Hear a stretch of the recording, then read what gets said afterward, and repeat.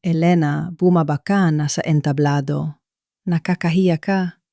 Si Bianca ang mukha ng kumpanyang ito. Ikaw, pambahay ka lang. Sa harap ng 500 bisita sa Marangyang Ballroom ng Manila Hotel, ang mga salitang iyon ng asawa kong si Gabriel ay parang isang matalim na itak na bumasag sa aking pagkatal. Nakatayo ako sa gilid ng stage, hawak ang isang pumpon ng mga paborito niyang bulaklak. Suot ang isang asul na gown na 3 taon ko nang ginagamit, pero tinahi ko uli ang mga kumukutitap na sequins para magmukhang bago. Akala ko sa ika-20 anibersaryo ng Villarreal Transport, sa wakas ay tatawagin niya ako sa harap para pasalamatan sa 18 taon ng pananahimik at sakripisyo.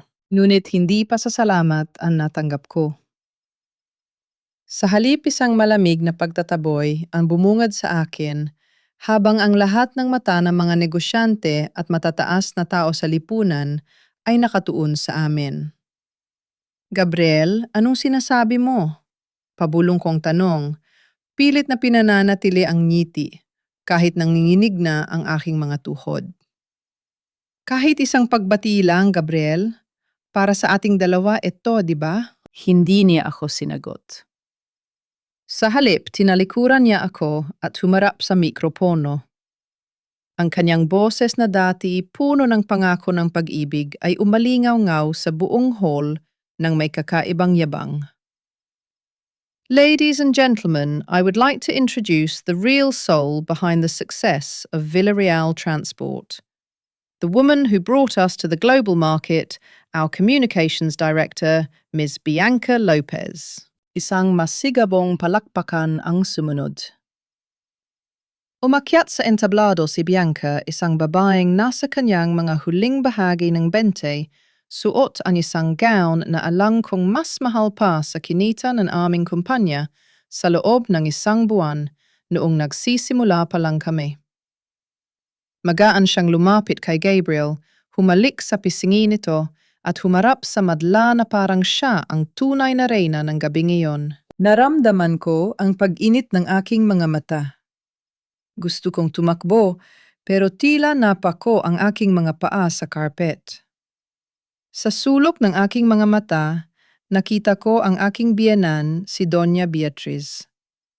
Nakaupo siya sa front row, suot ang kanyang mamahaling perlas. Wala siyang bakas ng awa sa kanyang muka. Sa halip, marahan niyang inagaw ang mikropono mula sa table at tumayo. Umuwi ka na, Elena, sabi ni Doña Beatriz sa sapat na lakas para marinig ng mga nasa paligid namin. Ang kanyang boses ay puno ng puot at panghahamak. Huwag mo nang ipahiya ang anak ko.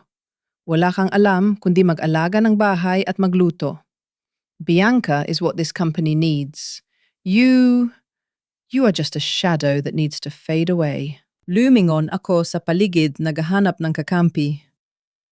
Nakita ko ang aming anak na si Sofia, 17 taong gulang, nakatayo kasama ang kanyang mga kaibigan mula sa international school. Umasa ko na lalapit siya, na kukunin niya ang kamay ko. Pero nang magtama ang aming mga paningin, mabilis siyang umiwas. Nakita ko ang hiya sa kanyang mga mata. Humakbang siya palayo, tila ayaw niyang malaman ng kanyang mga kaibigan na ang babaeng itinataboy sa entablado ay ang kanyang ina. Ang sakit na dulot ng pagtalikod ni Sofia ay mas matindi pa kaysa sa kahihiyang ibinigay ni Gabriel. Naglakad ako pababa ng entablado. Bawat hakbang ay parang pagtapak sa basag na bubog. Iniwan ko ang mga bulaklak sa isang bakanteng upuan. Habang papalabas ako ng ballroom, naririnig ko pa rin ang boses ni Gabriel na nagtatawanan kasama si Bianca. Hindi nila alam o marahil ay nakalimutan na nila na ang entabladong kinatatayuan nila ngayon, ang kumpanyang ipinagmamalaki nila, ay itinayo sa ibabaw ng aking mga luha. 18 taon na ang nakalilipas. Iniwan ko ang aking pangarap na maging isang certified public accountant para suportahan si Gabriel. Noong panahong malulubog na sa utang ang kumpanya ng kanyang pamilya, Ako ang palihim na nag-ayos ng kanilang mga libro. Ako ang nakiusap sa mga supplier. At higit sa lahat, ang lupang pamana ng aking ama sa Batangas ang ginamit navigation para makuha ang pinakamalaking loan na nagligtas sa Villarreal Transport. Ginawa ko ang lahat ng iyon dahil naniwala ako sa kanyang pangako na ang tagumpay ko ay tagumpay nating pamilya. Ngayon, ang tagumpay na iyon ay ginagamit na para burahin ako sa kasaysayan ng sarili kong buhay. Sumakay ako sa taxi. Hindi na naghintay sa driver ng pamilya. Habang binabaybay ang daan, pauwi sa aming mansion sa Forbes Park, tinitigan ko ang aking mga kamay. Magaspang ang mga ito dahil sa pag-aalaga kay Doña Beatriz noong inatake siya sa puso 5 taon na ang nakalilipas. Ako ang nagpaligo sa kanya. Ako ang nagpakain. Ako ang nakinig sa lahat ng kanyang reklamo, habang ang kanyang sariling anak ay abala sa trabaho, na ngayon ay alam ko ng pakikipagkita pala kay Bianca. Pagdating ko sa bahay, sinalubong ako ng nakabibinging katahimikan. Ang malaking bahay na ito na pinuno ko ng pagmamahal at kalinga ay tila naging isang malamig na kuta. Dumiretso ako sa aming master bedroom, ang tanging lugar na itinuturing kong santuwaryo ko. Pero bago ko pa mahawakan ang doorknob, napansin ko ang isang bagay na nagpatigil sa aking hininga. Sa labas ng pinto, nakasalansan ang 3 malalaking maleta. Ang mga ito ay ang aking mga gamit. Ang mga damit ko ang iilang alahas na itinira ko para sa sarili at ang mga lumang notebook ko sa accounting. May isang pirasong papel na nakadikit sa ibabaw ng pinakamataas na maleta. Sulat kamay iyon ni Gabriel. Elena, doon ka muna sa Batangas. Masyadong magiging abala ang bahay na ito para sa mga bagong plano ng kumpanya. I'll have the lawyer send the papers soon. Don't make this harder than it already is. Napaupo ako sa malamig na sahig ng hallway. Hindi ko na napigilan ang paghagulgol. Hindi lang nila ako gustong burahin sa kumpanya. Gusto nila akong burahin sa mismong buhay na binuo ko. Ang asawa ko, ang biyenan ko, at ang anak ko, lahat sila ay tila nakasundo na wala na akong halaga. Ngunit sa gitna ng aking pag-iyak, naramdaman ko ang isang matigas na bagay sa loob ng aking bulsa. Ito ang susi ng lumang baul ng aking ama sa Batangas na dinala ko bago kami umalis kanina para sa party. Naalala ko ang sinabi ng tatay ko bago siya mamatay. Elena, ang lupa ay hindi katatalikuran. Huwag mo ibibigay ang lahat ng alas mo kahit sa taong mahal mo. Pinunasan ko ang aking mga luha. Ang panlalabo ng aking paningin ay napalitan ng isang matalas na pagkakilala sa katotohanan. Akala ni Gabriel ay isa lamang akong asawang walang alam kundi magluto at maglinis. Akala niya ay tapos na ang laban dahil naitapon na niya ang aking mga gamit. Ang hindi niya alam ang lupang ginagamit niyang sandigan para sa kumpanya ay may mga lihim na tanging isang accountant na katulad ko ang makakaunawa. At ang pambahay na minaliit niya ay siyang kukuha pabalik ng lahat na ninakaw nila sa akin. Tumayo ako at hinila ang aking mga maleta patungo sa pintuan. Hindi ako aalis dahil talo ako. Aalis ako dahil kailangan kong bumalik sa lugar kung saan nagsimula ang lahat. Gabriel, Doña Beatriz. Hindi niyo ako basta-basta mabubura, bulong ko sa dilim ng pasilyo. Dahil sa bawat numerong nilinang, ninyo ako ang naglagay ng tuldok. Binuksan ko ang pinto ng mansion at lumabas sa madilim na gabi, dala ang tanghing bagay na hindi nila makukuha sa akin ang aking talino at ang pot na magsisilbing mitsa ng kanilang pagbagsak. Hindi nagtagal, narinig ko ang paghinto ng sasakyan sa labas ng mansyon. Ang tunog ng marahas na pagsara ng pinto ng kotse at ang papalapit na mga yabag ay sapat na para malaman kong dumating na sila. Nanatili akong nakatayo sa tabi ng aking mga maleta, pilit na pinatitigas ang aking loob.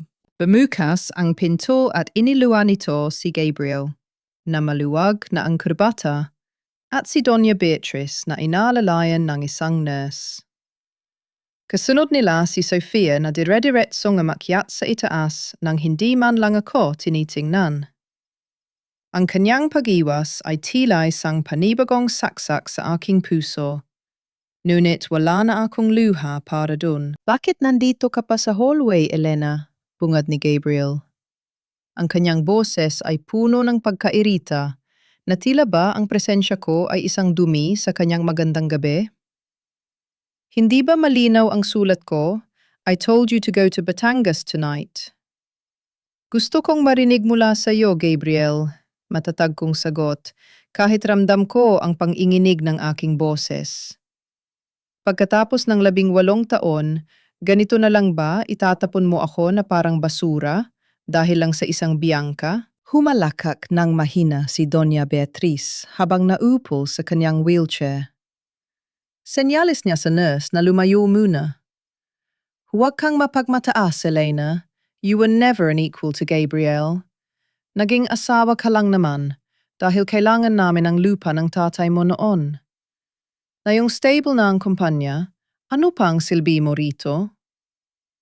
Lumingon ako kay Gabriel, umaasang makakita ng kahit katiting na pag-aalinlangan sa kanyang muka.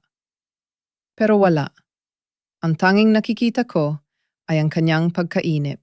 It's about the image of the company, Elena, sabi ni Gabriel habang magsasalin ng alak sa bar malapit sa amin. Si Bianca ay matalino, elegante at alam kung paano dalhin ang sarili sa harap ng mga investors. Ikaw, Amoy, bawang ka palagi. Ang mundong kinatatayuan ko ngayon ay masyadong mabilis para sa isang katulad mong naiwan na ng panahon. Naiwan ng panahon dahil pinili kong manatili rito. Sigaw ko ang galit ay nagsisimula ng humalili sa lungkot. Sino ang nagalaga sa nanay mo nung hindi siya makalakad? Sino ang nagpuyat sa pag-aayos ng mga accounts nyo nung malapit na kayong mabankrupt? Ako, Gabriel. Pinatay ko ang sarili kong career para mabuhay ang sayo. Lumapit sa akin si Doña Beatriz. Ang kanyang mga mata ay naniningkit sa pot. Ang pagsisilbi mo ay tungkulin mo bilang asawa. Huwag mo kaming sumbatan sa mga bagay na dapat mo namang gawin. At tungkol sa pag-aalaga sa akin, biglaang tumayo si Doña Beatriz mula sa kanyang wheelchair. Walang alalay, walang panginginig. Matuwid ang kanyang tindig habang lumalakad paikot sa akin. Nanlaki ang aking mga mata. Ang biyenan kong inalagaan ko ng 5 taon dahil sa stroke ay parang walang anumang karamdaman. Paano? Nauutal kong tanong. Isang mapait na ngiti ang sumilay sa labi ng matanda. Ang daling lokohin ng isang taong uhaw sa pagkilala. Nakunwari akong mahina dahil yon ang tanging paraan para manatili ka sa loob ng bahay na ito at hindi bumalik sa pagtatrabaho.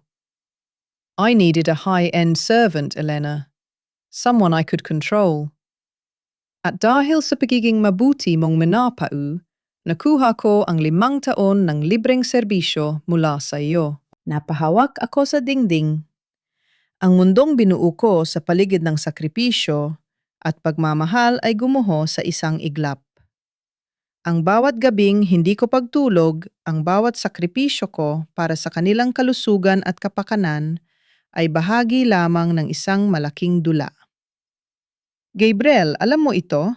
Tanong ko sa aking asawa. It was for the best, Elena. Kibit balikat niyang sagot. At least naging kapaki-pakinabang ka naman sa loob ng 5 taon na yon. Pero ngayon, tapos na ang palabas. We are moving forward. Bianca will be moving in soon. At hindi magandang tingnan kung nandito ka pa. Ang bawat salita niya ay tila lason na dumadaloy sa aking sistema. Ang pagtataksil ay hindi lamang sa pagitan ng lalaki at babae. Ito ay isang sistematikong pag-ubos sa aking pagkatao na binalak ng pamilyang itinuring ko ng sa akin. Paano si Sofia?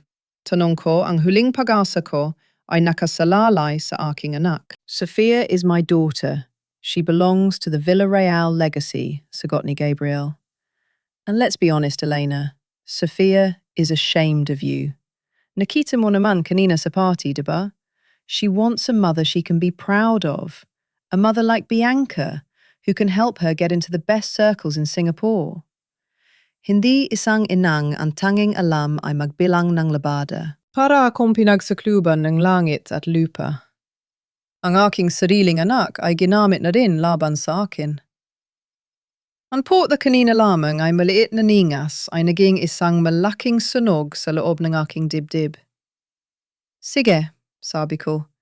Ang aking boses ay naging malamig at matalim na parang yelo. Aalis ako. Ibibigay ko sa inyo ang katahimikang gusto nyo. Good, sabi ni Doña Beatriz habang pabalik na nauupo sa wheelchair, muling nakukunyaring mahina habang papalapit ang nurse. Make sure you take those rags with you. Ayaw kong may maiwang amoy ng kahirapan sa bahay na ito. Hinalikan ni Gabriel ang kanyang ina sa noo at tinalikuran na ako na parang hindi ako nag-e-exist. The lawyer will call you tomorrow, Elena. Pirmahan mo na lang ang mga documents para hindi na tayo makahirapan pa. I'll give you a small allowance as a parting gift. Allowance. Ang kumpanyang nakakahalaga ng bilyon na ako ang nadligtas ay bibigyan lang ako ng allowance. Hindi ako sumagot. Hinila ko ang aking mga maleta palabas ng pinto. Sa huling pagkakataon, lumingon ako sa mansyong naging kulungan ko sa loob ng 18 taon. Ang ilaw sa kwarto ni Sofia ay nakabukas, pero hindi siya lumitaw sa bintana para magpaalam. Habang naglalakad ako palabas ng gate ng Forbes Park sa ilalim ng ulan, bawat patak ng tubig ay tila naghuhugas sa aking pagiging may bahay. Ang Elena na pumasok sa bahay na iyon ay isang babaeng handang mamatay para sa kanyang pamilya. Ang Elenang lumabas sa gabing ito ay isang babaeng handang lumaban para sa kanyang danggal. Binuksan ko ang aking phone at tiningnan ang huling text message mula sa aking bangko.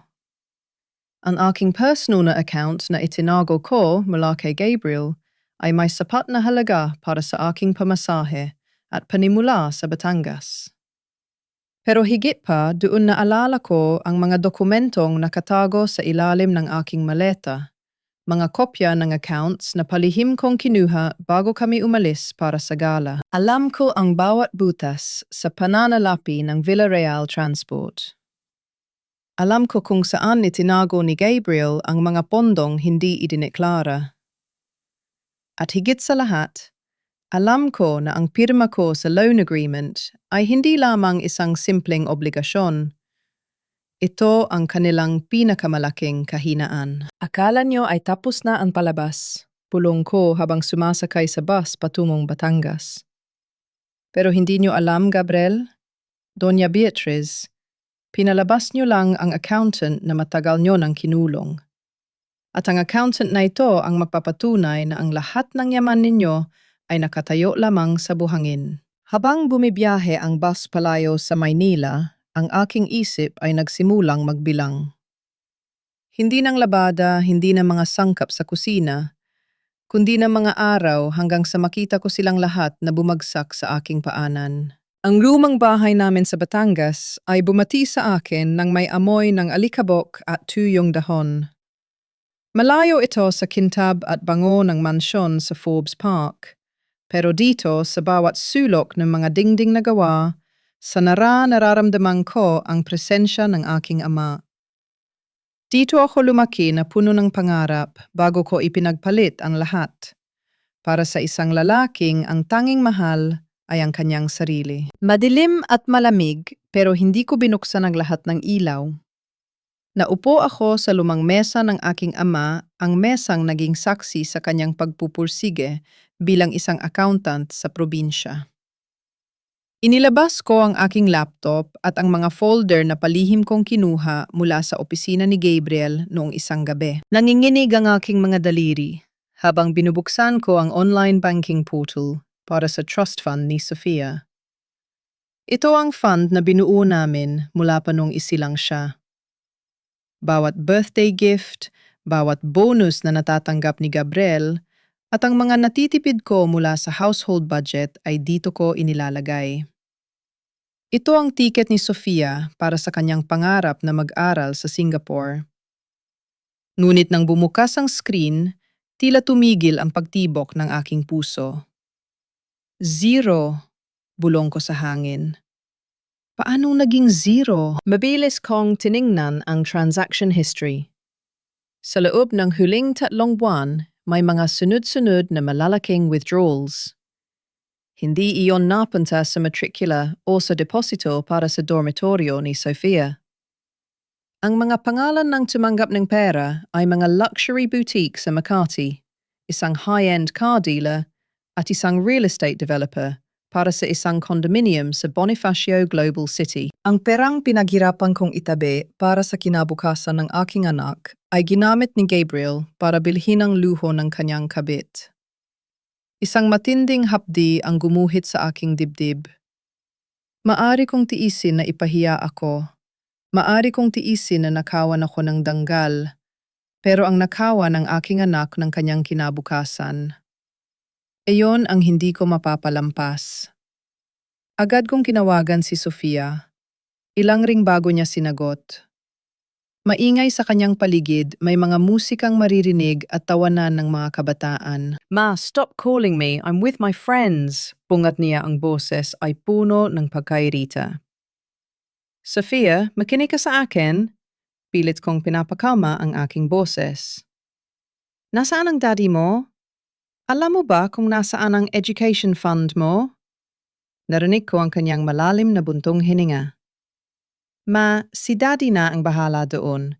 He told me he moved the money to a better investment account. Sinabi niya na ikaw lang daw ang nagpapanik dahil wala kang alam sa finance. Stop acting like a victim, please. Sofia, hindi totoo yon. Ninakaw niya ang pera mo para kay Bianca. Nakikita ko ang mga records dito. Stop it, Ma, sigaw ni Sofia.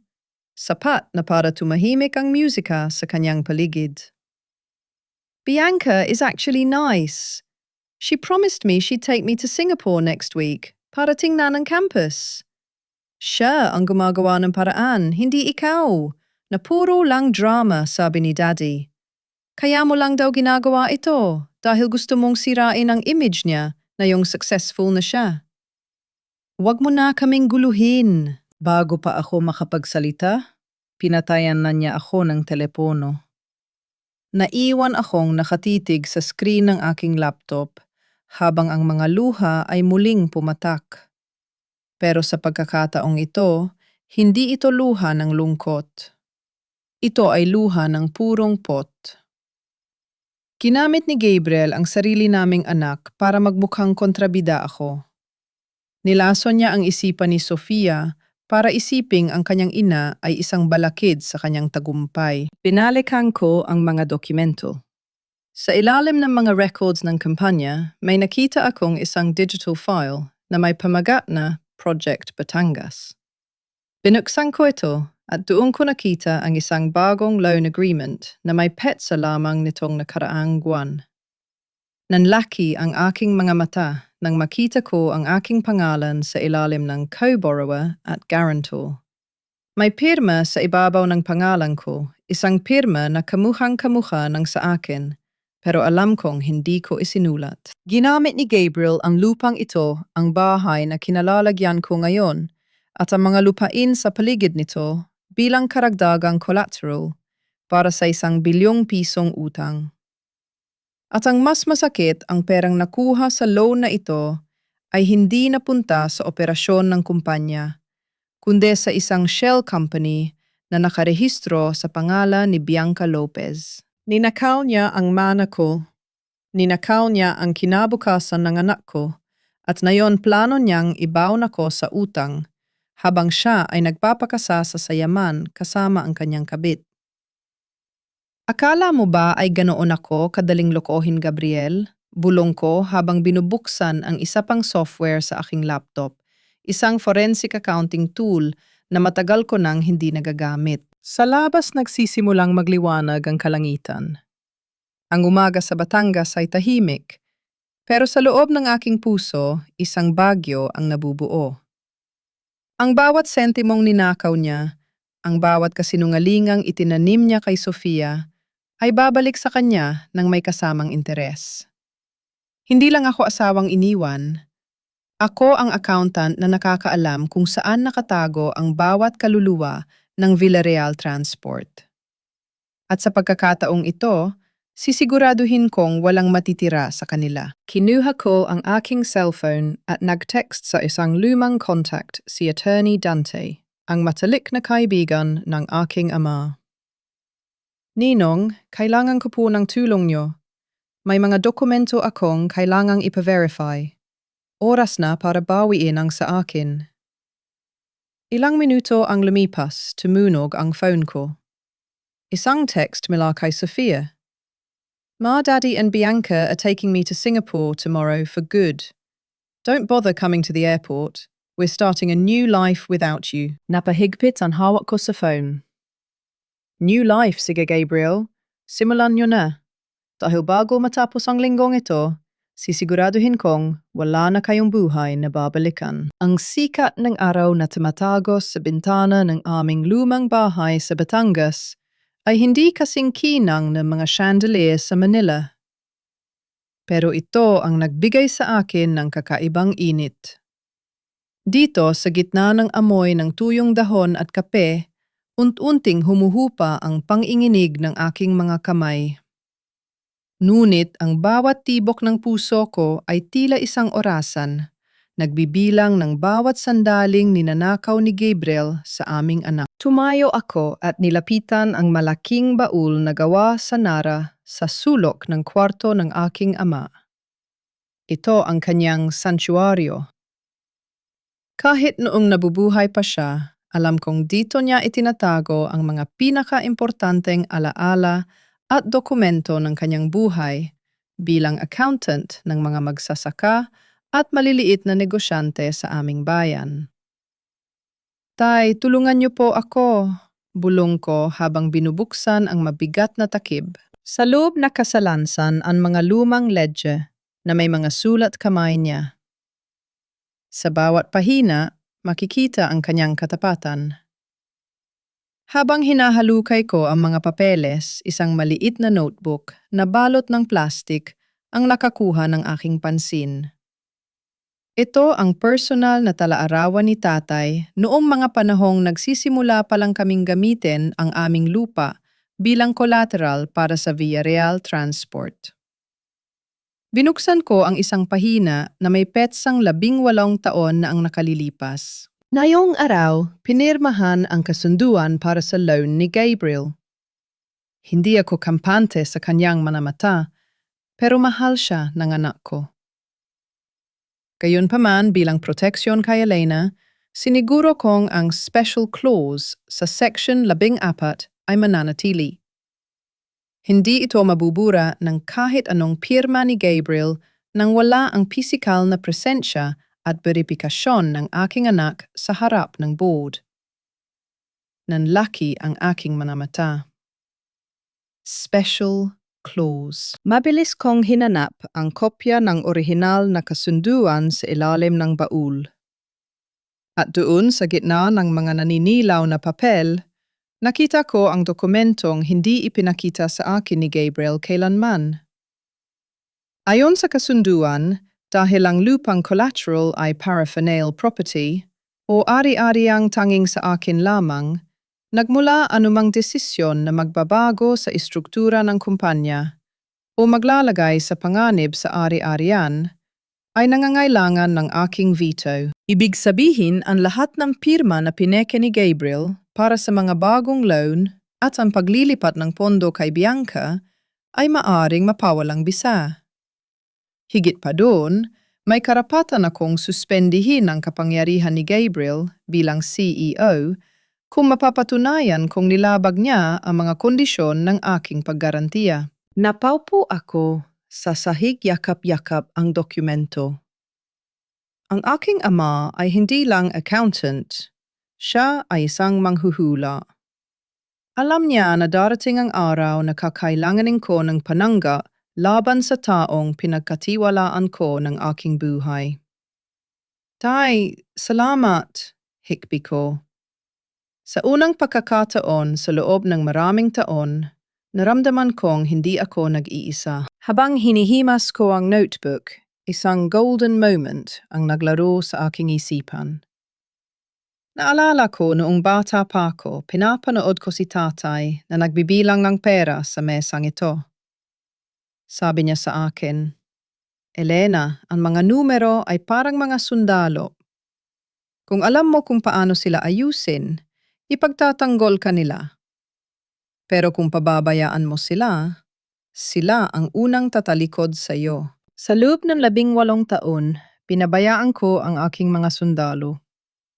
Hinayaan kong si Gabriel ang mag-utos sa kanila habang ako ay nakakulong sa kusina at sa pag-aalaga sa kanyang mapanuring ina.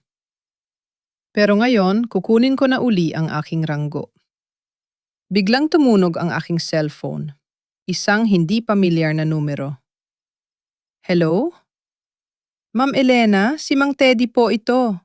Iyong dating head ng mga driver sa Villarreal Transport? Ang boses niya ay nanginginig at tila may halong takot. Mang Teddy, kumusta po? Bakit po kayo napatawag? Ma'am, pasensya na po sa istorbo, pero kayo lang po ang alam naming makakatulong sa amin. Simula po noong maupo si Ma'am Bianca bilang consultant, binawasan po ang maintenance budget ng mga bus. Kahapon po may isang unit na muntik ng maaksidente dahil sa palyadong preno. At nayon po, Ma'am, pinatatanggal na po ni Sir Gabriel ang kalahati sa amin para daw makatipid at maibayad sa bagong investment sa Singapore. Napatayo ako. Ang galit na kanina ay nakatuon lang sa aking personal na sakit ay lumawak. Ang kumpanyang itinayo namin ay hindi lang para sa amin. Para ito sa mga taong katulad ni Mang Teddy na nagbigay ng kanilang buhay sa kalsada. Huwag kayong mag-alala, Mang Teddy, matigas kong sabi. Huwag kayong pipirma sa kahit anong termination paper.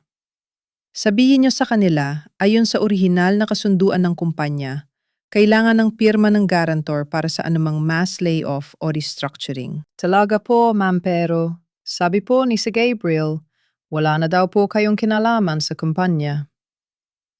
Sabihin mo sa kanya, Mang Teddy, nagkakamali siya. Pakisabi sa lahat ng mga drivers, magkita-kita tayo sa main terminal sa Lunes. At sabihin mo rin kay Gabriel, ang accountant na pinalayas niya ay paparating na para mag-audit. Pagkababa ng telepono, naramdaman ko ang isang kakaibang lakas. Hindi na lang ito tungkol sa paghihiganti. Hindi na lang ito tungkol sa pananakit na ginawa niya sa akin at kay Sofia. Ito ay tungkol sa katarungan para sa mga taong umaasa sa akin. Ito ay tungkol sa pagbawi sa dangal ng aking ama at sa lupang kinatatayuan ko ngayon. Kinuha ko ang aking itim na blazer na itinago ko sa ilalim ng maleta. Ang blazer na suot ko noong pumasa ako sa board exams. 2 dekada na ang nakalilipas. Isinuot ko ito at tumingin sa salamin. Ang babaeng nakikita ko ay hindi na ang may bahay na umiiyak sa Forbes Park. Siya na, si Elena Villarreal, ang reyna ng mga numero na handang bawiin ang kanyang trono. Lunes, bulong ko. Lunes ang araw ng iyong paghuhukom, Gabriel. Sa paglipas ng ilang oras, ang mga dokumentong nakakalat sa mesa ng aking ama ay nagsimulang maghugis ng isang malaking bitag. Habang sinusuri namin ni Attorney Dante ang matalik na kaibigan at ninong ko ang bawat pahina ng mortgage deed, Unti-unting lumiletaw ang laki ng kataksila ni Gabriel. Elena, iha, panimula ni Attorney Dante habang inaayos ang kanyang salamin. Ang iyong ama ay hindi lamang naging maingat. Alam niyang darating ang araw na ang kumpanyang ito ay lalamunin ng ambisyon. Kaya naman sa Section 14 ng kasunduan na ito, may tinatawag na Guarantor's Step-in Right. Step-in right, ano po ang ibig sabihin niyan, Ninong? Tanong ko habang nakatitig sa mga technical na salita sa dokumento. Ibig sabihin, dahil ang lupang collateral ay sa iyo lamang at hindi bahagi ng conjugal assets ninyo ni Gabriel, anumang maling paggamit sa loan, tulad ng paglilipat ng pondo sa mga shell companies o paggastos para sa personal na luho, ay nagbibigay sa iyo ng kapangyarihan. Hindi mo lang pwedeng i-veto ang mga desisyon niya, Elena.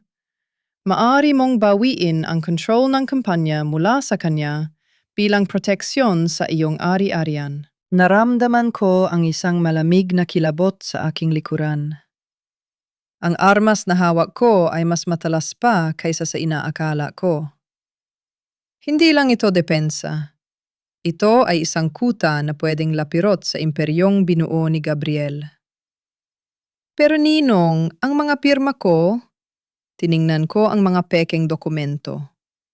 Paano niya nagawa ito sa harap ng bangko? Iyon ang malaking pagkakamali niya, seryosong sagot ni Attorney Dante.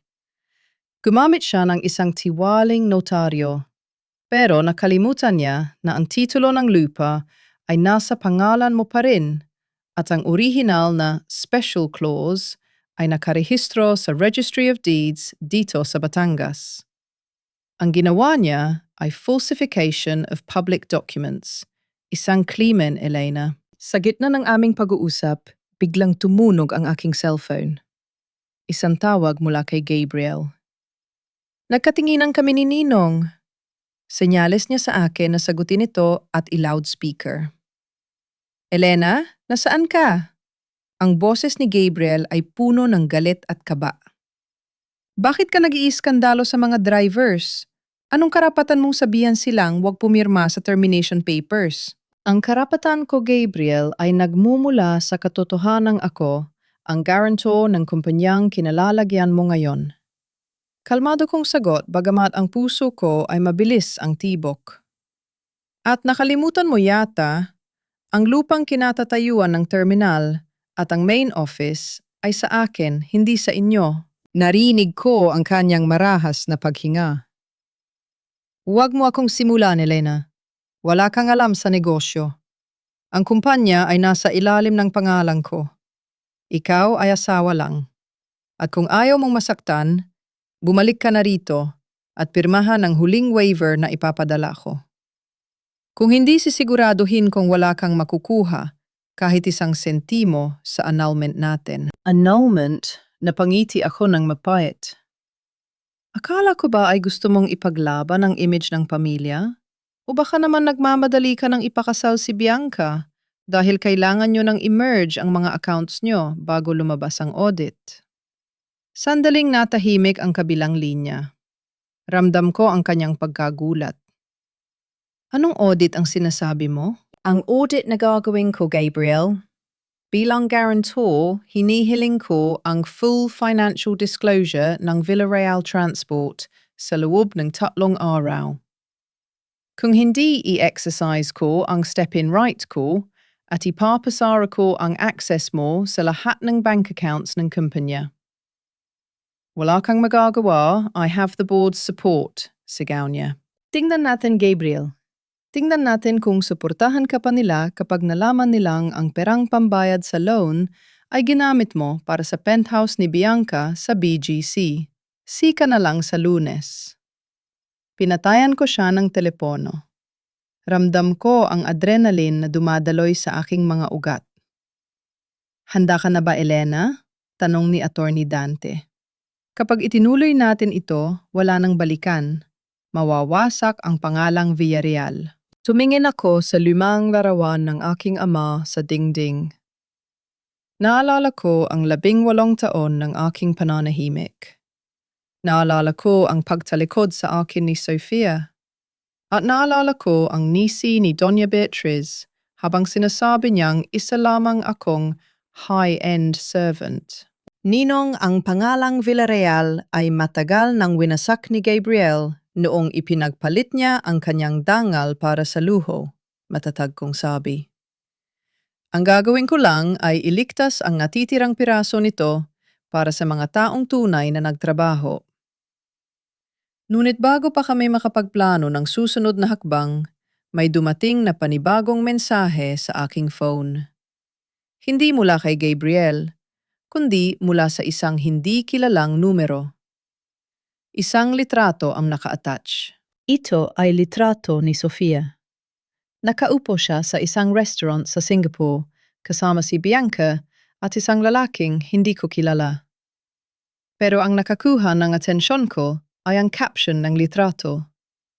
Your daughter seems to enjoy her new life, Elena, but if you proceed with the audit, she might not be able to finish her studies here. Think carefully. B. Nabitawan ko ang aking phone.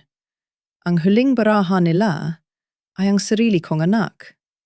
Isang public hiya na pwedeng maging mitsa ng kinabukasan ni Sofia. Elena, anong problema? Tanong ni Attorney Dante. Tumingin ako sa kanya, ang aking mga mata ay puno ng nagbabagang galit. Plano nilang gamitin si Sofia para patahimikin ako, Ninong. Akala nila ay bibigay ako dahil lang sa pananakot. Huminga ako ng malalim at pinulot ang phone. Pero hindi nila alam, ang isang inang wala nang mawawala ay ang pinakamapanganib na kalaban. Anong gagawin mo? Ninong, ihanda niyo ang lahat ng dokumento para sa Lunes. Pero bago yon, kailangan kong gumawa ng sarili kong investment sa Singapore. Hindi ko pinansin ang panginginig ng aking kamay matapos mabasa ang banta ni Bianca. Sa halip, mas hinigpitan ko ang hawak sa mouse ng aking laptop. Akala nila ay isang mahinang ina lamang ako na luluhod sa oras na madami ang anak. Hindi nila alam ang paggamit nila kay Sofia bilang panakot ang siyang nagtanggal sa huling bakas ng pag-aalinlangan sa aking puso. Ninong, ituloy natin ang audit. Sabi ko kay Attorney Dante nang hindi inaalis ang tingin sa screen. Pero hindi tayo maghihintay sa Lunes para makuha ang mga sagot. Ngayon pa lang sisimulan ko na ang pagbuwag sa kanilang mga kasinungalingan. Sa loob ng sumunod na 8 oras, naging isang ghost accountant ako. Ginamit ko ang mga lumang login credentials na hindi pa rin pinapalitan ni Gabriel, isang patunay ng kanyang labis na kumpiyansa na wala akong alam sa teknolohiya. Pumasok ako sa backend ng accounting system ng Villarreal Transport. Habang tumatagal, lumilinaw ang pattern ng kanilang pagnanakaw. Ang Project Batangas ay hindi lamang isang pautang. Ito ay isang malaking sipsipan ng pondo. Nakita ko ang mga invoice para sa mga peking pyesa ng bus na binabayaran ng kumpanya sa isang supplier na ang pangalan ay BL Innovations. Nang itrace ko ang registration ng supplier na ito, lumabas ang katotohanan, ang may-ari ay si Bianca Lopez. At ang address ay ang mismong penthouse na binili ni Gabriel para sa kanya. Luto ang mga libro, Ninong. Bulong ko habang ipinapakita sa kanya ang mga discrepancies. Ang kumpanya ay kumikita ng malaki pero pinalalabas nilang lugi para magkaroon ng dahilan na mag-mass layoff at kumuha ng mas maraming loan. Si Gabriel ay hindi lang nagtataksil sa akin, niloloko niya ang gobyerno at ang kanyang sariling mga empleyado. Ito ang dahilan kung bakit binabawasan nila ang maintenance budget. Pinapatakbo nila ang mga bus ng delikado para lang mapuna ng luho ni Bianca. Sa bawat numerong tinitingnan ko, nakikita ko ang mga muka ng mga driver na nakataya ang buhay sa bawat biyahe. Takong 2:00 nang. Madaling araw nakarinig ako ng mahinang katok sa pinto ng aming lumang bahay. Agad kaming naging alerto ni Attorney Dante. Nang silipin ko sa bintana, nakita ko si Mang Teddy kasama ang 5 pang lalaki na suot ang uniforme ng kumpanya. Agad ko silang pinatuloy. Ang kanilang mga mukha ay puno ng pagod at pangamba. Ma'am Elena, pasensya na po sa ganitong oras, panimula ni Mang Teddy. Nabalitaan po namin na nandito kayo. Ma'am, totoo po ba? Totoo po bang may kapangyarihan pa kayo sa kumpanya? Kasi kanina lang po pinalalabas na kami sa main terminal. Sabi ni Sir Gabriel, ibebenta na daw po ang mga units sa ibang operator. Ibebenta? Nagulat ako. Hindi niya pwedeng gawin yon nang walang board approval at nang wala ang pirma ko bilang garantor. Iyon nga po ang ipinagtataka namin, ma'am. Pero may mga truck na pong dumating para hatakin ang mga bus. Dadab pa ng isang driver. Ma'am, marami po sa amin ang may pinag-aaral. Ang iba may sakit na magulang. Kapag nawala ang kumpanyang ito, wala na kaming matatakbuhan. Tiningnan ko ang mga lalaking ito. Sila ang mga taong nakasama ko sa paglaki ng Villarreal Transport. Sila ang mga taong ipinagluluto ko ng merienda noon sa terminal kapag may overtime. Sa kanilang mga mata, hindi ako ang may bahay na minaliit ni Gabriel. Ako ang asawa ng boss na palaging nakikinig sa kanilang mga problema. Makinig kayo sa akin, sabi ko ng may buong paninindigan. Hindi mabebenta ang mga bus na yon dahil ang lupang kinatatayuan ng terminal ay pagmamay-ari ko. Mang Teddy, bumalik kayo sa terminal. Huwag niyo silang hahayaang ilabas ang mga units. Sabihin niyo may temporary restraining order na paparating. Pero ma'am, paano po ang pamilya niyo? Sabi po ni Sir Gabriel, magkakabalikan daw po kayo, kaya huwag kaming makikialam. Tanong ni Mang Teddy. Isang mapait na ngiti ang sumilay sa aking labi. Ang pamilyang sinasabi niya ay matagal na niyang winasak. Kayo, Mang Teddy, kayo ang pamilyang ititira ko. Ang kampanyang ito ay hindi sa kanya kundi sa ating lahat na nagpagod dito. Dito ko binuo ang aking lihim na alyansa. Hindi sa mga board members na nabibili ng pera, kundi sa mga manggagawang siyang tunay na makinarya ng kumpanya. Binigyan ko sila ng mga kopya ng ilang dokumentong nakuha ko mga patunay na hindi lugi ang kumpanya at sadyang kinukurakot lang ang kanilang pondo. Nang makaalis ang mga driver, humarap ako kay Attorney Dante. Ninong, alam ko na kung paano natin ililigtas si Sofia. Anong plano mo? Ipadala niyo ang mga ebidensya ng falsification at estafa sa mga bangko ni Gabriel sa Singapore. Ipa-freeze natin ang lahat ng accounts na may kinalaman kay Bianca Lopez.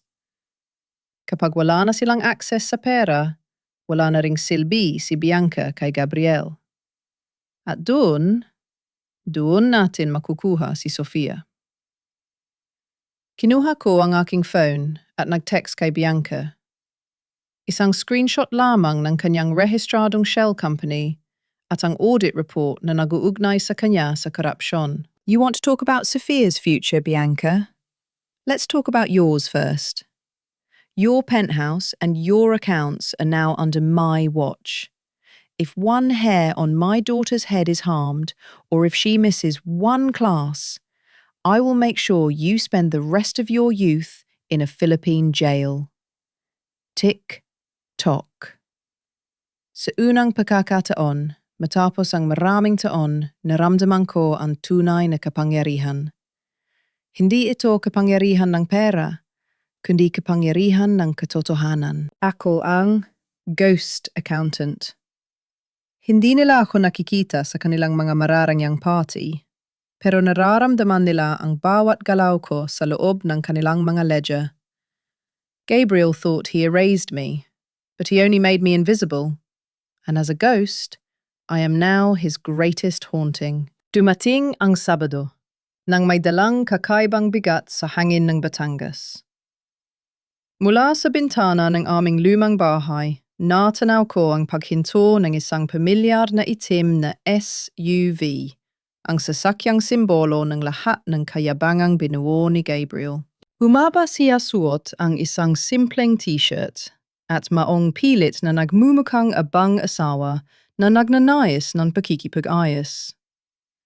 Pero sa bawat hakbang niya patungo sa aming pintuan, nakikita ko ang kanyang pagkabalisa.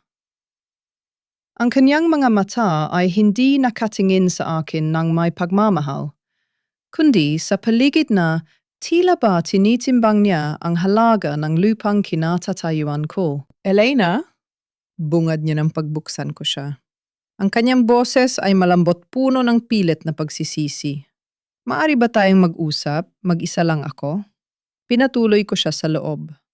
Naupo siya sa parehong mesang ginamit ko para buuwag ang kanyang mga kasinungalingan. Inihanda ko ang kape ang paborito niyang timpla, pero sa pagkakataong ito, wala na itong kasamang pagmamahal. Elena, patawarin mo ako. Panimula niya pilit na hinahawakan ang aking kamay. Nagkamali ako. Nadala lang ako ng pressure sa kumpanya. Si Bianca, wala lang siya. Isang distraction lang siya sa gitna ng lahat ng problema ko. Pero ikaw, Elena, ikaw ang asawa ko. Ikaw ang nanay ni Sofia. Tiningnan ko siya ng diretso sa mga mata. Kung mahal mo kami ni Sofia Gabriel, bakit mo ninakaw ang kinabukasan niya?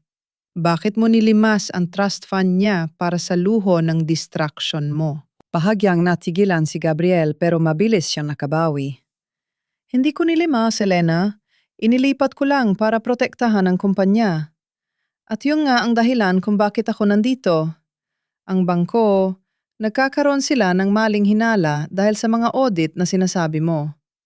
Kapag hindi natin naayos ito ngayon, mawawala ang lahat sa atin. Mawawala ng mana si Sofia. Inilabas niya ang isang makapal na dokumento mula sa kanyang bag at inilatag ito sa mesa. Ito na lang ang tanging paraan, Elena. Isang full authorization and waiver. Kung pipirmahan mo ito, mapagsasama natin ang assets natin. Mababayaran ang utang, mawawala ang bangko sa likod natin, at maibabalik ko ang pera ni Sofia nang may interes pa. Gagawin ko ito para sa atin, Elena. Para sa pamilya natin. Tiningnan ko ang dokumento.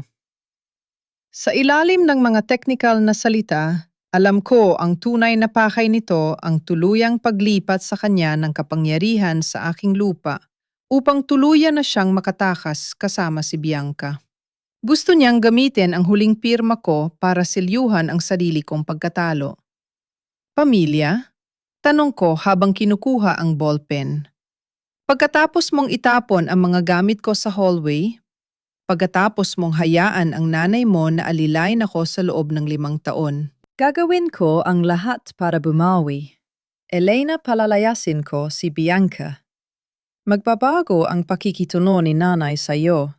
Pangako babalik tayo sa dati. Just sign this please. Ang kumpanya ay nanganganib na mag-collapse sa Lunes kung wala ang dokumentong ito. Ramdam ko ang kanyang desperasyon. Ang kanyang mga kamay ay bahagyang nanginginig.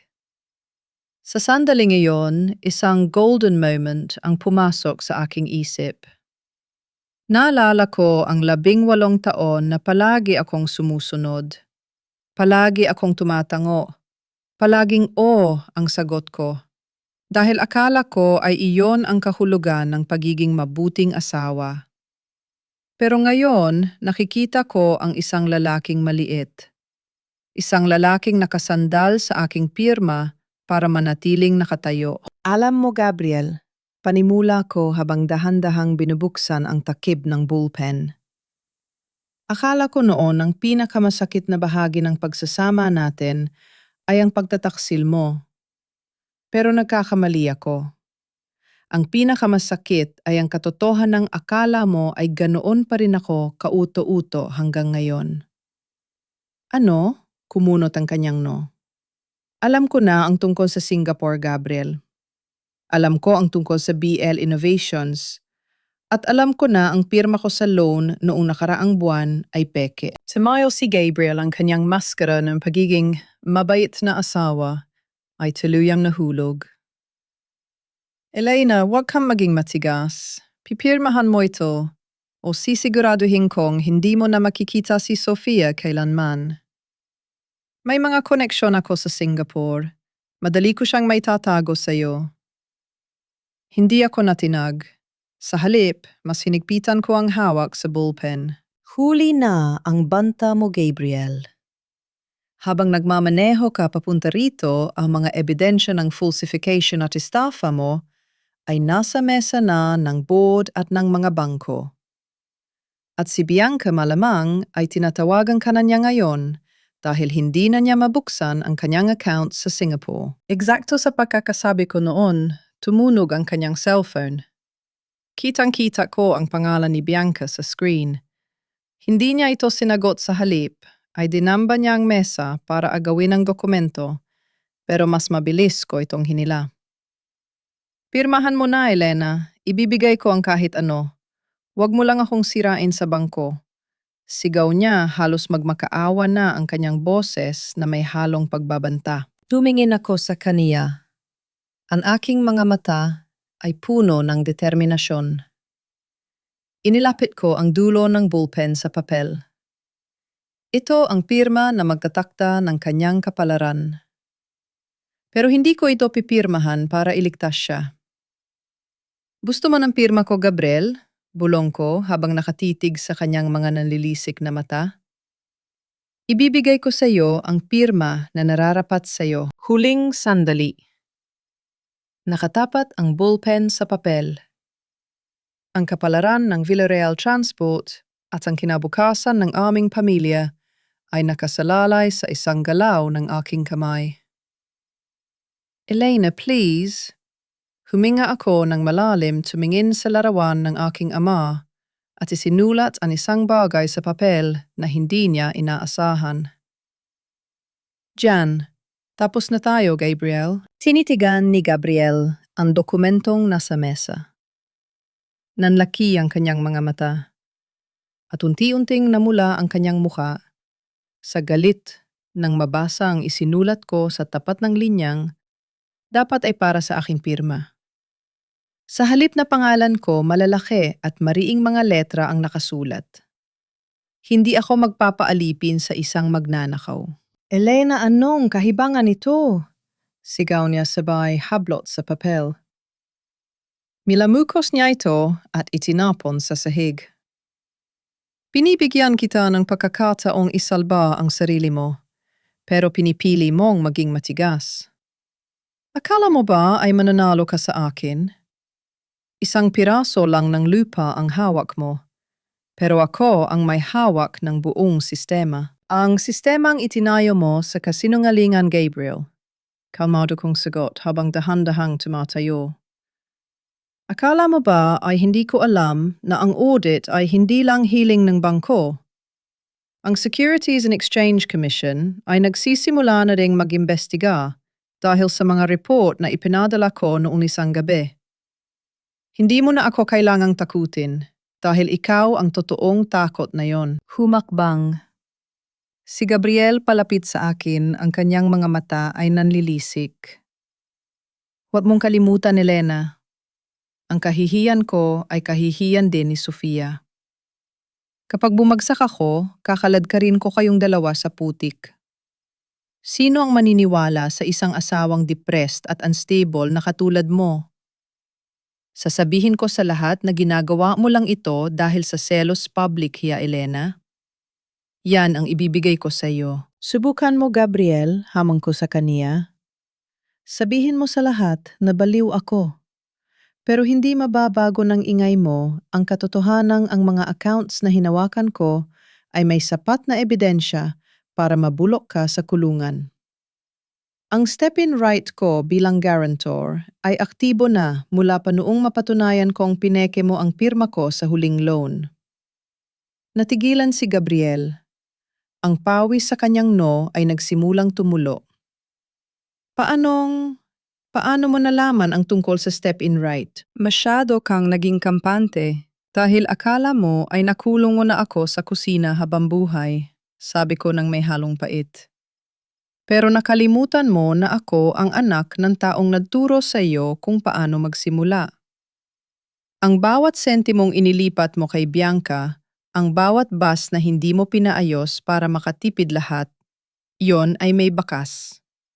At ang bakas na iyon ang siyang hihila sa iyo pababa. Biglang tumunog ang cellphone ni Gabriel. Sa pagkakataong ito, sinagot niya ang tawag. Ramdam ko ang tensyon sa kanyang buong katawan. Ano paanong na-freeze ang account? Boses ni Gabriel puno ng gulat at desperasyon.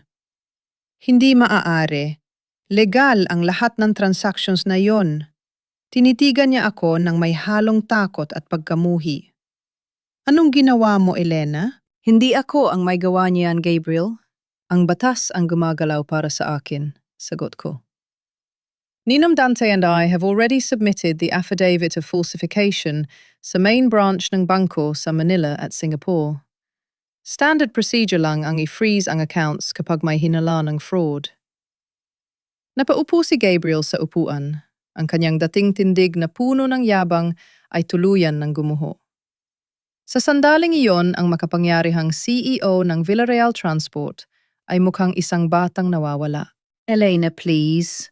Sa pagkakataong ito, wala nang halong pagbabanta ang kanyang boses. Ito ay purong pagsusumamo. Isipin mo si Sofia. Kapag nalaman niya, ito kamumuhian niya tayo pareho. Hindi niya kakayanin ang iskandalo. Hayaan mo na akong ayusin ito. I'll leave Bianca, I promise. I'll return every cent sa trust fund ni Sofia. Just withdraw the affidavit. Masyado nang huli para sa mga pangako, Gabriel. Sabi ko habang ilalakasan ang aking loob.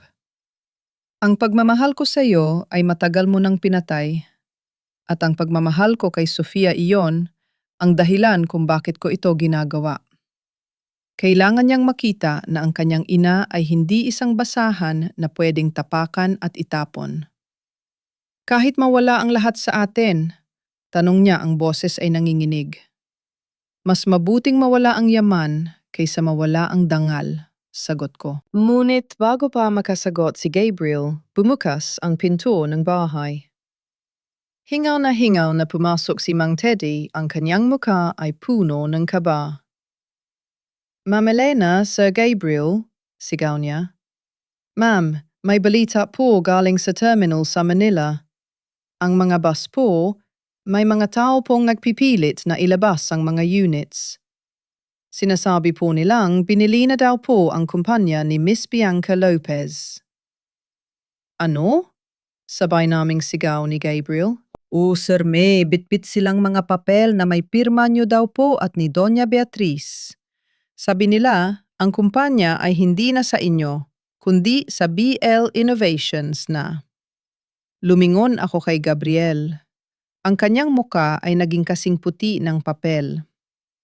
Gabriel, anong ginawa mo?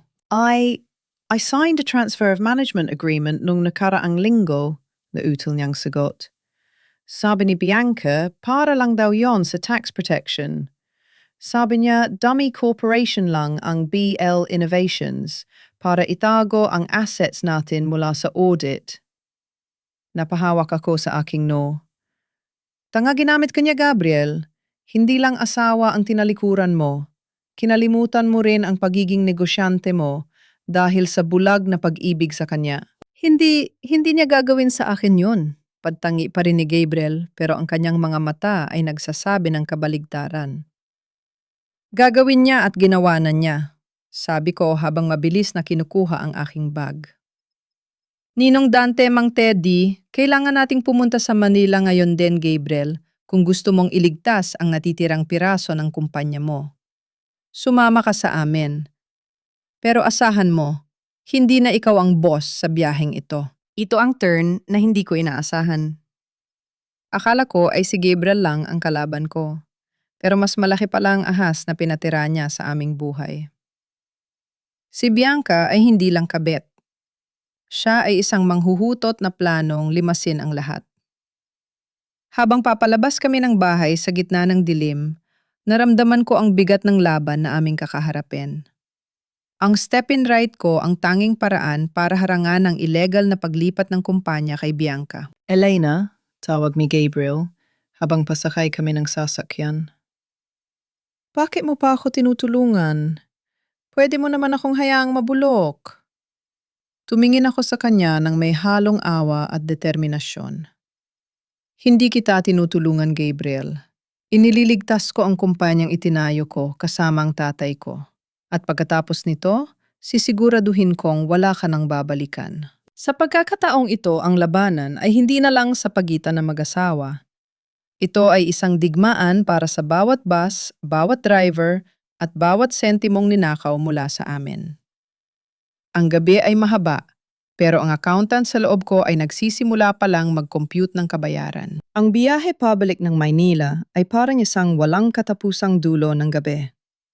Sa loob ng sasakyan, ang tangking naririnig ay ang hagupit ng ulan sa bintana at ang mabigat na paghinga ni Gabriel. Nakaupo siya sa tabi ko balisa at hindi mapakali habang ako ay nananatiling nakatingin sa malayo. Elena, mahinang tawag ni Gabriel. Alam kong wala akong karapatang humingi ng tawad, pero sana maniwala ka. Ginawa ko lang ang lahat dahil akala ko ay ito ang magpapalaki sa Villarreal Transport. Gusto ko lang na maging proud sa akin si Sofia. Gusto kong iwanan siya ng isang imperyo. Lumingon ako sa kaniya. Ang aking mga mata ay walang bakas ng emosyon. Imperyong nakatayo sa nakaw na pera. Gabriel Imperyong binuo sa pagtalikod sa taong nagbigay sa iyo ng lahat. Huwag mong gamitin si Sofia para bigyang katwiran ang kasakiman mo. Ang tunay na ama ituturo sa anak ang danggal, hindi ang panlalamang. Yumuko si Gabriel, ang kanyang mga balikat ay bagsak. Nabulag ako ni Bianca. Akala ko ay siya ang susi sa modernong mundo. Pero ngayon, nakuha na niya ang lahat. Ang kumpanya, ang mga accounts, pati ang anak natin. Sa pagbanggit niya sa pangalan ni Sofia, naramdaman ko ang muling pagkirot ng aking puso. Ito ang maternal wound na pilit kong itinatago, ang sakit ng pagtataksil ng sariling dugo. Kinuha ko ang aking cellphone at muling tiningnan ang litratong ipinadala ni Bianca. Si Sofia, ang aking munting prinsesa, ay kasama ng babaeng sumira sa aming tahanan. Ninong Dante, tawag ko sa aking ninong na nagmamaneho. Naka-video call na ba ang contact natin sa Singapore? Elena, kanina pa sila nakaabang. Handa na rin ang mga dokumentong kailangan nating ipakita kay Sofia. Huminga ako ng malalim at pinindot ang cool button para kay Sofia. Matagal bago niya sinagot. Nang lumitaw ang kanyang mukha sa screen, nakita kong nasa loob siya ng isang hotel room sa Singapore. Mugto ang kanyang mga mata. Bakit ka ba tawag ng tawag? Sabi ko naman sa'yo okay lang ako rito, sigaw ni Sofia. Pero ramdam ko ang panginginig sa kanyang boses. Sofia, anak, tumingin ka sa akin, sabi ko ng may malambot na boses. Hindi ako tumatawag para makipag-away. Tumatawag ako para ipakita sa iyo ang katotohanang pilit nilang itinatago sa iyo. Ngayon mismo may ipapadala akong mga files sa phone mo. Buksan mo, Sofia. Buksan mo habang kausap mo ako.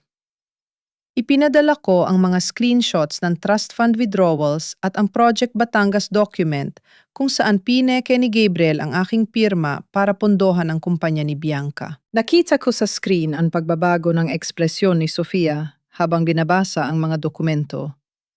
Ang kanyang inis ay napalitan ng gulat at ang gulat ay naging purong sakit. Ano ito? Bulong niya. Bakit si Bianca ang nakapangalan sa pondo na para sa pag-aaral ko? At bakit kailangan niyong gamitin ang lupa ni Lolo? Dahil ang daddy mo at si Bianca Sofia ay ginamit ka lang na pain para makuha ang gusto nila. Paliwanag ko habang ang mga luha ko ay dahan-dahang pumapatak. Ang kumpanya ni Bianca ang tumatanggap ng perang para sa'yo. At ngayon, pati ang kumpanya ng daddy mo ay kinuha na rin niya. Hindi totoo ito. Maririnig ang paghikbi ni Sofia. Sabi ni Daddy, mahal niya ako. Sabi ni Bianca, tutulungan niya akong maging matagumpay. Sofia, pakinggan mo ang daddy mo. Inyabot ko ang phone kay Gabriel. Nanginginig na kinuha ni Gabriel ang phone. Sofia, anak, sorry. Sorry kung nadamay ka sa mga maling desisyon ko. Totoo ang sinasabi ng mama mo. Nagamit ako ni Bianca at nagamit din kita. Pero anak ang mama mo. Siya lang ang tanging nag-iisip para sa kapakanan mo hanggang ngayon. Isang mahabang katahimikan ang namayani.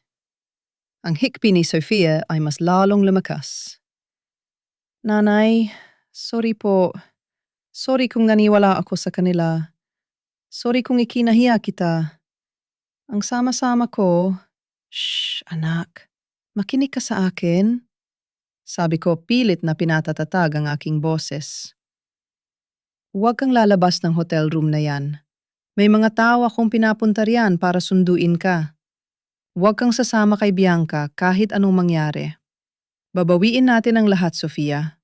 Hihintayin kita. Nang mamatay, ang tawag tila may malaking tinik na nabunot sa aking lalamunan. Ang pagbawi sa loob ng aking anak ay ang unang hakbang ng aking tagumpay. Ngunit ang laban sa Maynila ay nagsisimula pa lamang. Elena, sabi ni Attorney Dante, habang papasok na kami sa kalsada ng main terminal. Nandyan na ang mga tauhan ni Bianca. Maraming guards ang nakabantay. Mukhang balak nilang ilabas ang mga units bago mag-alas 8 ng umaga. Tumingin ako sa labas. Ang terminal na dati puno ng buhay ay naging isang madilim na kuta. May mga malalaking truck na nakaparada handang humila sa mga bus na itinayo namin ng may pagmamahal. Huwag kayong mag-alala, sabi ko habang kinukuha ang orihinal na titulo ng lupa mula sa aking bag. May isang bagay na nakalimutan si Bianca. Ang kumpanya ay maaaring nasa ilalim ng transfer of management, pero ang lupang kinatatayuan ng bawat gulong ng mga bus na yan ay pagmamay-ari ko. At walang sinuman ang pwedeng gumalaw sa loob ng aking bakuran nang wala ang pahintulot ko. Bumaba ako ng sasakyan. Hindi na ako ang babaeng tinalikuran sa gala. Ako si Elena Villarreal, ang nag-iisang may-ari ng lupang ito. Sa bawat hakbang ko patungo sa gate, nararamdaman ko ang suporta ng aking ama at ang panunumbalik ng aking dignidad. Mang Teddy, tawagin mo ang lahat ng drivers, utos ko. Sabihin mo sa kanila ang tunay na boss ay narito na. At ngayong gabi, ititigil natin ang pagnanakaw sa Villarreal Transport. Tumayo ako sa harap ng gate, hinarap ang mga guards na binayaran ni Bianca. Buksan niyo ang gate. Ako si Elena Villarreal. At ang sinumang hahatlang sa akin ay mananagot hindi lang sa batas, kundi sa galit ng isang inang inagawan ng lahat.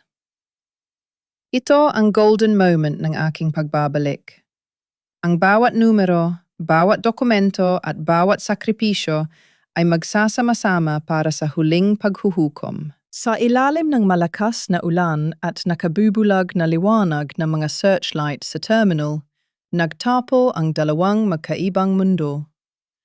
Sa isang dako ay ang mga gwardyang binayaran ni Bianca, armado at nakaharang sa gate. Sa kabilang dako ay ako kasama si Attorney Dante, si Gabriel, na tila isang anino na lamang ng kanyang dating sarili, at ang dumaraming bilang ng mga driver at mekaniko na pinamumunuan ni Mang Teddy. Huling babala, sigaw ng head guard. May hawak kaming utos mula sa bagong management. Ang sinumang humadlang sa paglabas ng mga bus ay kakasuhan ng trespassing at obstruction of justice. Huminga ako ng malalim hinayaan ang ulan na pumatak sa aking mukha. Hindi ako natinag. Inilabas ko ang orihinal na titulo ng lupa at ang dokumento ng aking step-in right. Justice, ang boses ko ay umalinggaw sa gitna ng ingay ng ulan. Ang hustisya ay wala sa mga papel na hawak ninyo. Ang lupang kinatatayuan ninyo mula sa gate na ito hanggang sa pinakadulong garahe ay pag-aari ko ni Elena Villarreal. At bilang guarantor na may step-in right dahil sa fraud at falsification, sinususpinde ko ang lahat ng operasyon ng kumpanyang ito na yon din. Eksaktong pagkatapos kong magsalita, isang marangyang puting sasakyan ang huminto sa likod ng mga gwardiya. Bumaba si Bianca Lopez, suot ang isang mamahaling trench coat, payong na hawak ng kanyang assistant, at ang kanyang muka ay puno ng panghahamak. Elena, Elena? Ani Bianca habang dahan-dahang lumalapit sa gate. Masyado kang nagmamarunong. Ang kumpanya ay legal na inilipat sa akin ni Gabriel at ni Doña Beatriz. Ang step-in right na sinasabi mo ay isang teknikalidad na madaling ma-overrule sa korte. Ngayon, tumabi ka na bago ko ipahila ang mga maleta mong puro basura sa gitna ng kalsada. Bianca, tumigil ka na, sigaw ni Gabriel mula sa likuran ko. Humakbang siya pasulong basa ng ulan at nanginginig sa galit. Ginamit mo ako, pinek mo ang mga dokumento ng transfer. Akala ko ay mahal mo ako. Pero ang totoo, ikaw ang tunay na magnanakaw rito. Tumawa ng malakas si Bianca, isang tunog, na mas masakit pa sa hagupit ng bagyo. Mahal Gabriel, huwag kang magpatawa. Ang isang lalaking kayang itapon ang asawa niyang nagsilbi sa kanya ng 18 taon ay hindi karapat-dapat mahalin. Karapat-dapat ka lang gamitin. At ngayon, tapos na ang silbi mo. Hawak ko na ang Villarreal Transport. Hindi pa Bianca, putol ko sa kanyang halakak. Inilabas ko ang aking cellphone at itinapat sa kanya ang screen.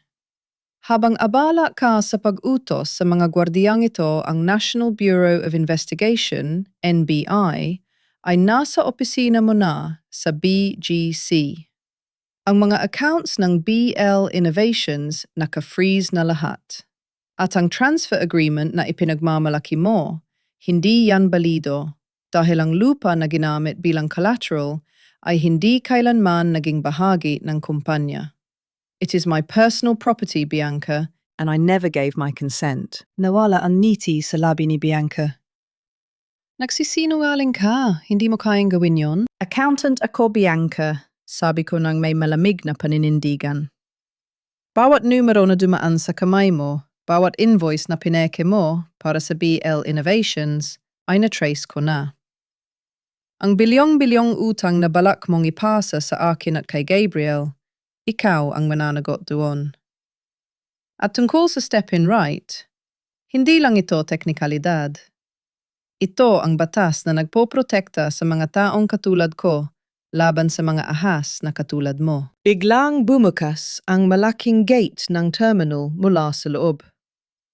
Hindi ito binuksan ng mga guards, kundi ng mga mekaniko at driver na ayaw nang magpaalipin.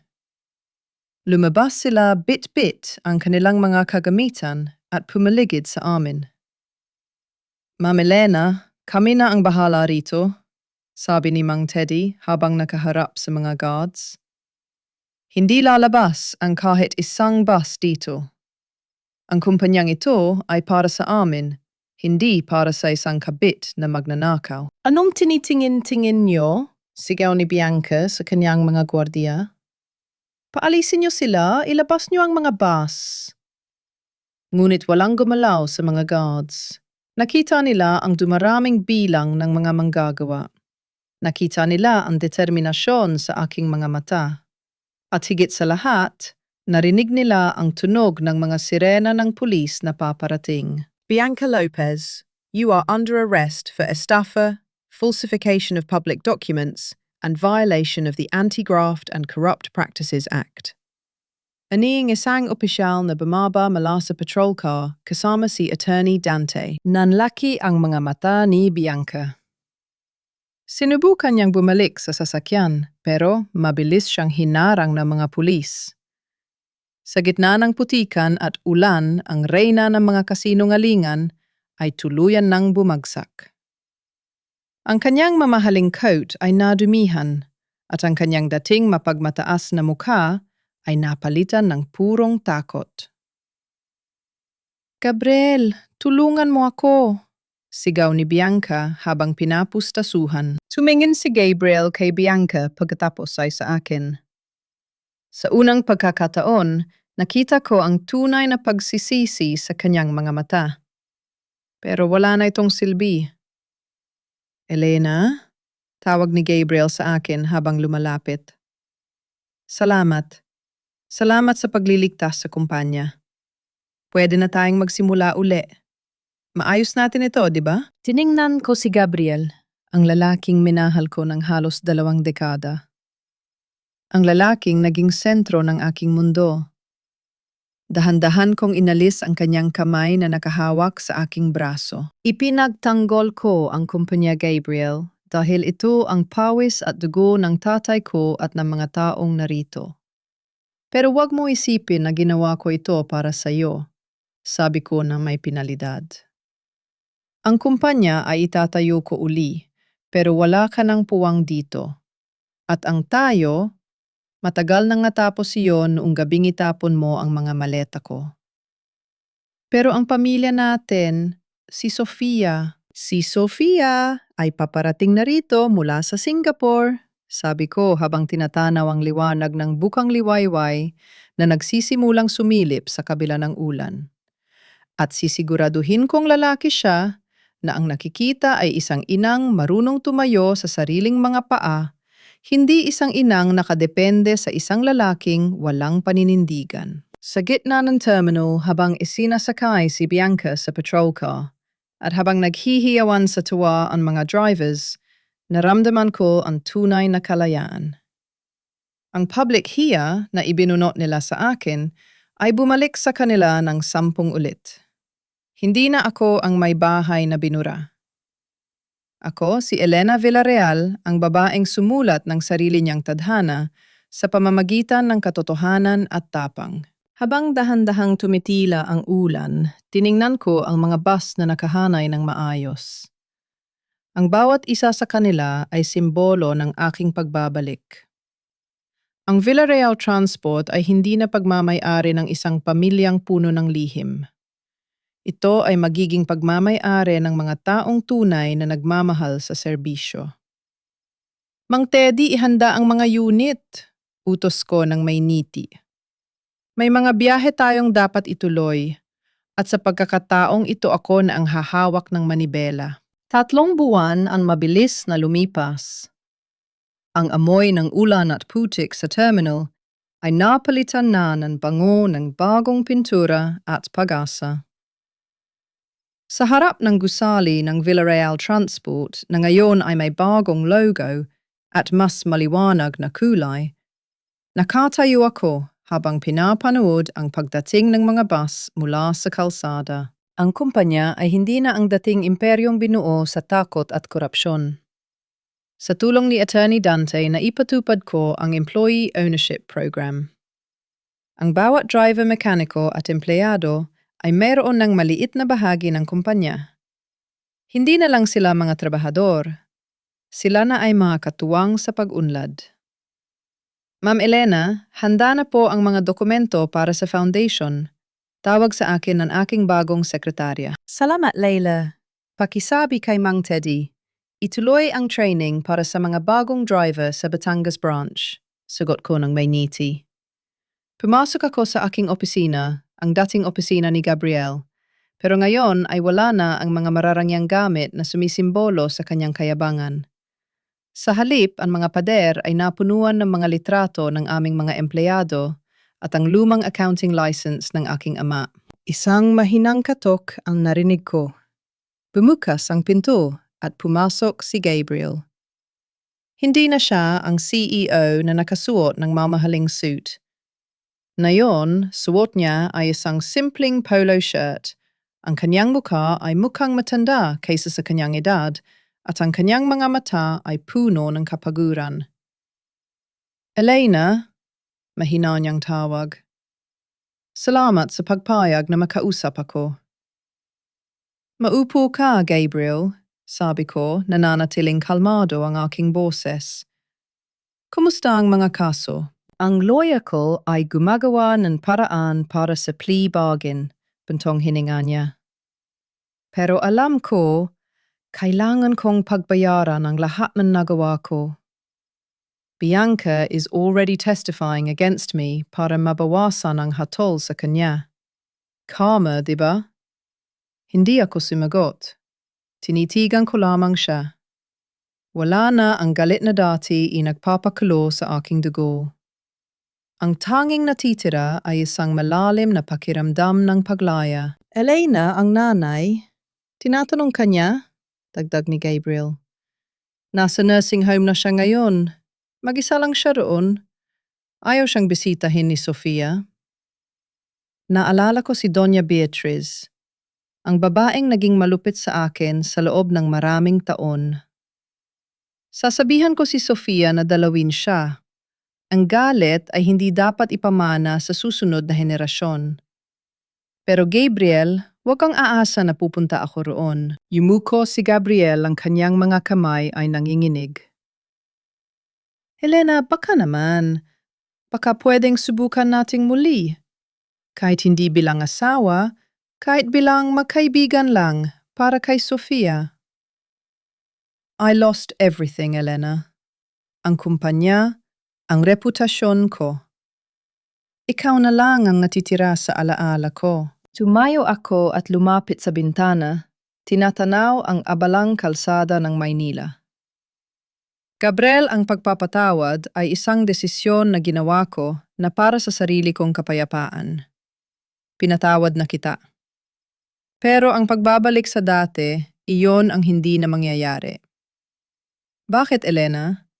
Wala na ba talagang pag-asa? Dahil ang Elena, nakilala mo ang Elena na bulag na sumusunod at nagpapakumbaba, ay matagal nang wala, sabi ko habang humaharap sa kanya ng may buong dangal. Ang kumpanyang ito ay hindi ko iniligtas para sa iyo. Iniligtas ko ito para sa aking ama, para sa mga empleyado, at para sa sarili ko. Nabuhay ako ng 18 taon sa anino mo, Gabriel. Ngayon, oras na para ako naman ang sumikat sa sarili kong liwanag. Naiwang nakayuko si Gabriel, hanggang salisanin niya ang aking opisina. Alam ko na ang kanyang pag-alis ay ang formal na pagwawakas ng isang kabanata ng aking buhay. Paglabas ko ng opisina pagkatapos ng trabaho, sinalubong ako ng isang pamilyar na tinig sa lobby. Nanay, si Sofia. Nakasuot siya ng kanyang uniforme sa universidad dito sa Maynila. Pinili niyang dito na lamang magtapos ng pag-aaral para makasama ako. Tumakbo siya sa akin at niyakap ako ng mahigpit. Kumusta ang klase, anak? Tanong ko habang hinahaplos ang kanyang buhok. Ayos naman po, Nay. May exam po kami sa accounting. Bukas, tulungan niyo po ako mag-review. Biro niya, ang kanyang mga mata ay kumikinang sa tuwa. Aba, syempre. Walang tatalo sa accounting ng nanay mo. Tumawa ako. Naglakad kami palabas ng gusali, magkahawak kamay. Sa gitna ng ingay ng trapiko at ng paglubog ng araw, naramdaman ko ang tunay na tagumpay. Hindi ito tungkol sa bilyon-bilyong halaga ng Villarreal Transport. Hindi ito tungkol sa pagkatalo ni Gabriel o sa pagkakulong ni Bianca. Ito ay tungkol sa isang babaeng nahanap ang kanyang boses sa gitna ng katahimikan. Ito ay tungkol sa isang inang nakuha muli ang paggalang ng kanyang anak. At ito ay tungkol sa katarungang hindi kailangan ng dahas, kundi kailangan ng matibay na paninindigan at katotohanan. Isang linggo makalipas bumalik ako sa Batangas. Naupo ako sa dalampasigan, ang aking mga paa ay hinahalikan ng malamig na tubig ng dagat.